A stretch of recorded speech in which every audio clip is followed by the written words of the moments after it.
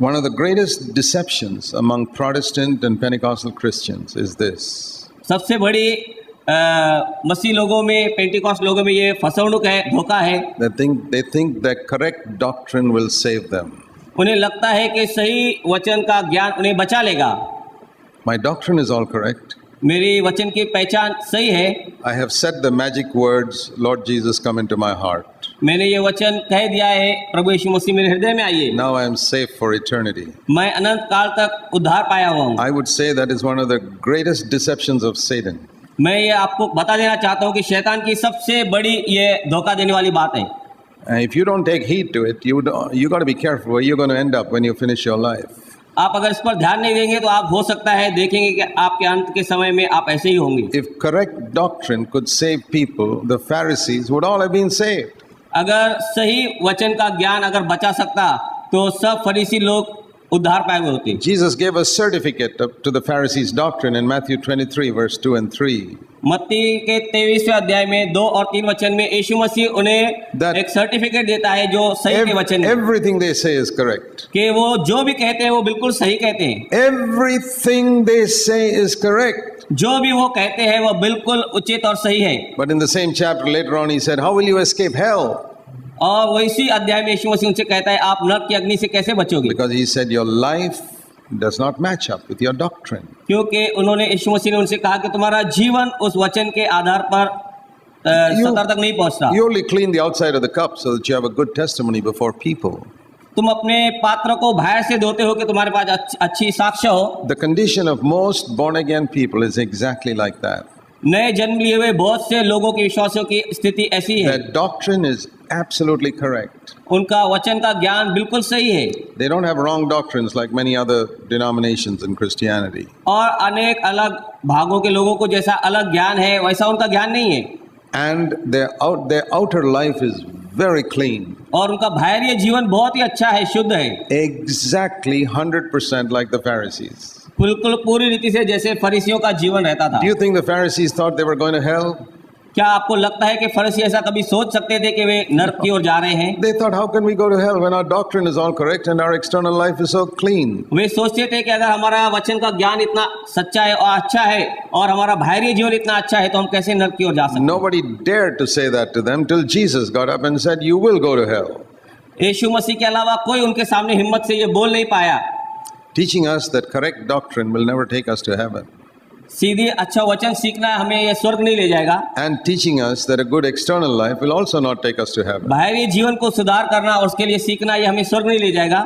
Because even in the Old Testament it was written, क्योंकि जूने करार में भी यह लिखा हुआ है, man looks on the outward appearance, मनुष्य का देखना बाहरी रूप से होता है, but God looks at the heart. परमेश्वर हृदय को देखता है। He doesn't see my outward appearance. आप मेरा बाहरी God doesn't see my outward appearance. आप मेरा बाहरी रूप देख सकते हो, परमेश्वर केवल मेरा बाहरी रूप नहीं देखता। He looks on the inside. मेरे हृदय को देखता है। He looks at your inside. आपके हृदय को देख रहा है। He looks at your attitude towards people. वह आपके उस नजरिए को जो आप लोगों के प्रति रखते हो उसको देखता है। He looks at your attitude to money. आपका उस नजरिए को जो पैसे के प्रति आपका है वो उसको देखता है। Your attitude to sexual lust. वह आपके शरीर की अभिलाषाओं को प्रति आपका ध्यान कैसा है देखता है। Those are the things God looks at. Those are the things God looks at. वही बातें हैं जहाँ परमेश्वर हमें देखता है। Man only looks to see whether you come to the meetings regularly. मनुष्य केवल देखता है कि हम सभाओं में नियंत्रण समय में आ रहे हैं, whether you know the Bible. हमको परमेश्वर का वचन अच्छी तरह से So पता many है। external things like that. बाहरी कितनी सी बातें हमारी बहुत अच्छी हैं। If we want to please the Lord, the number one requirement is to finish with trying to please men. पहली बात, अगर हमें परमेश्वर को प्रसन्न करना है तो हमें मनुष्य को प्रसन्न करना रोकना You होगा must end with that. और उसको हमें You अंत must करना होगा। cut it off and say, Lord, I never again want to please a human being. अगर हमें ये करना है तो हमें परमेश्वर से कहना है मैं फिर कभी मनुष्य को प्रसन्न करने के लिए नहीं जीऊंगा। I want to live before your face. मैं केवल तेरे सम्मुख जीना चाहता हूँ। You know, just like they have many practices for a drama. जैसे हम देखते हैं कि ड्रामा के लिए, नाटक के लिए उन्हें बहुत से रिहर्सल प्रैक्टिस करने पड़ते And the हैं। more rehearsals they do, the better the drama is. और जितनी वे अच्छी प्रैक्टिस करते हैं, रिहर्सल करते हैं, उतना अच्छा उनका ड्रामा और नाटक होता है। I many times have a rehearsal of standing at the judgment seat of Christ. मैं कई बार ऐसा रिहर्सल करता हूँ अपने आप में परमेश्वर के न्याय सिंहासन के सामने अपने आप को It's लेकर। very helpful for me. I would recommend it to you also. ये मेरे लिए बहुत लाभदायक हुआ है, मैं इसको आपको सबको सुझाव करूंगा इसके लिए। I shut my eyes and I imagine that Christ has come मैं अपनी आंखों को बंद कर लेता हूँ और ये विचार करता हूँ कि प्रभु यीशु मसीह आ चुके हैं and he calls people one by one, और वह एक एक करके लोगों को बुला रहे हैं and then my turn comes और फिर मेरा नंबर आता है and I stand before him और मैं उसके सामने खड़ा रहता हूँ and he strips me of all my external testimony और मेरी बाहरी गवाहियों को वो पूरी रीति से फाड़ देता है and he throws away all the books and tapes and all of mine and says, no, I'm not going to look at all that. और वो मेरे सब किताबों को जो मैंने उसके लिए लिखे हैं और जो टेप रिकॉर्ड्स है रिकॉर्डिंग किए वो सब निकाल देता है All the thing which the world calls ministry, he throws that all away. और वे सब बातें जिनको जगत सेवा कहता है यीशु मसीह उसे निकाल कर फेंक देंगे And he says, let me look at your inner life now. और तब प्रभु यीशु मसीह मुझसे कहता है मुझे तेरे हृदय के अंदर के जीवन को देखने दे। What were the type of things you were thinking about most of the time? आप कौन सी चीजों को ज्यादा समय विचार करते थे? Were you thinking about me or were you thinking about money? क्या आप मेरे विषय में सोचते थे, क्या पैसे के विषय में सोचते Were थे? you thinking about purity or something impure? क्या शुद्धता के लिए आप सोचते थे, क्या अशुद्धता के लिए? And did you have a loving attitude to people or did you have jealousy and bitterness against people? क्या आपका मनुष्य के प्रति, भाइयों बहनों के प्रति प्यार का विचार था या जलन रखने का और कटुता रखने का विचार था? Did you backbite, gossip, speak evil about people behind their back? क्या आप लोगों की पीठ पीछे निंदा करते थे, उनकी बुराई करते थे? That's going to be the assessment of my life. ये मेरे जीवन को परखने का एक तरीका है And those rehearsals really helped me. और इन रिहर्सल से मुझे बहुत ही लाभ हुआ है Because if I evaluate myself by what I think is success in my ministry, I'll just deceive myself thoroughly. और अगर ये मैं ऐसे सोचता हूँ, जांचता हूँ कि ये सब चीज़ों से मेरे जीवन को आशीर्वाद है तो ये मेरे खुद को फंसाना है। No, I've got to evaluate myself by my thought life, my attitudes, मुझे मेरे विचारों से और अंदरूनी जीवन से मुझे परखना है and the motives with which I say things or do things.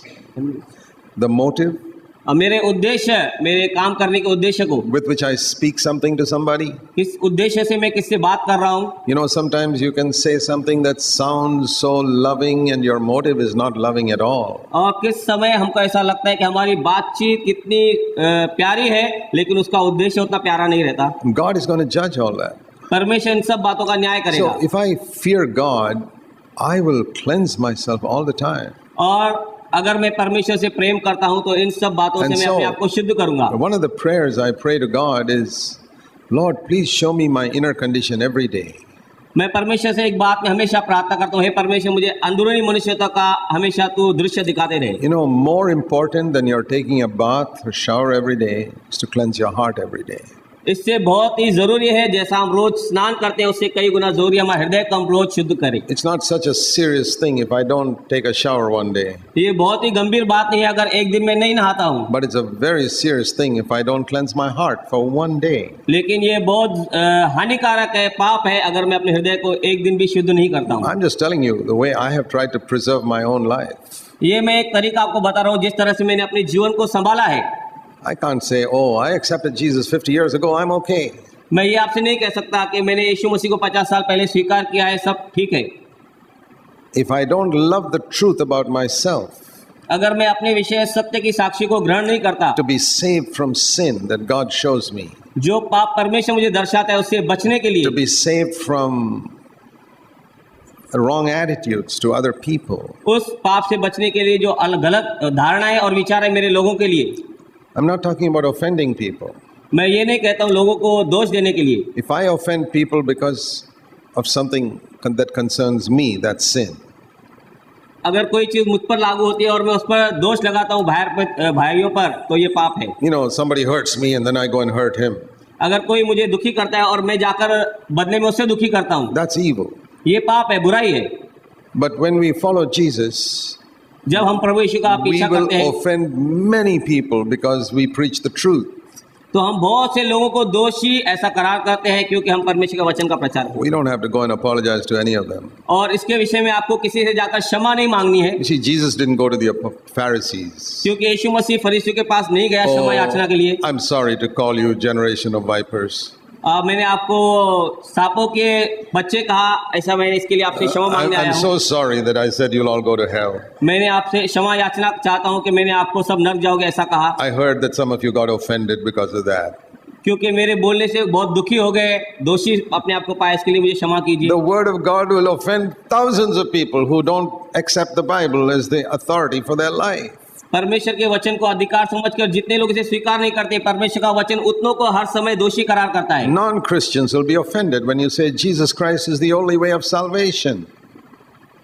Non-Christians will be offended when you say Jesus Christ is the only way to the Father. जब आप अन्य जातियों के सामने ये कहोगे कि यीशु मसीह केवल ही परमेश्वर की ओर जाने का मार्ग है, इससे वे दोषी पाए जाएंगे। You know, people ask me that sometimes. प्रभु लोग मुझसे कई बार पूछते हैं, Non-Christians. जो मसीह लोग नहीं है, Why are you Christians so narrow-minded?